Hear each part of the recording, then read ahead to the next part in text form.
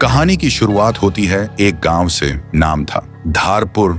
उस गांव में एक 300 साल पुराना कुआं था।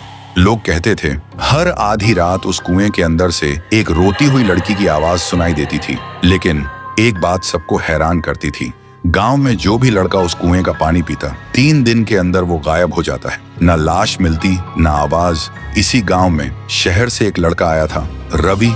वह छुट्टियों में अपनी नानी से मिलने आया था। उसने सुना था कि लोग अब भी उस कुएं से डरते हैं, लेकिन रवि सोचते हैं डर सिर्फ अंधविश्वास है और कुछ नहीं।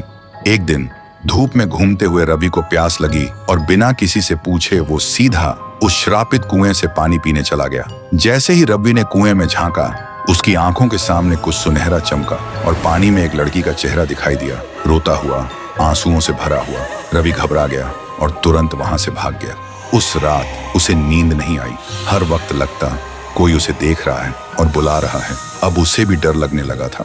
फिर सुबह रवि ने एक बुजुर्ग से पूछा, दादा, ये गांव का कुआं इतना डरावना क्यों है? बुजुर्ग हाँफते हुए बोलते हैं, बेटा, ये कुआं इतना भयानक क्यों है और उस कुएं में ऐसा क्या है जो सिर्फ लड़कों को ही अपना शिकार बनाता है? आज तक इसका राज कोई समझ नहीं पाया। रवि बोलता है, तो क्यों ना हम एक तांत्रिक को बुला लें जो इस राज का पता लगा सके।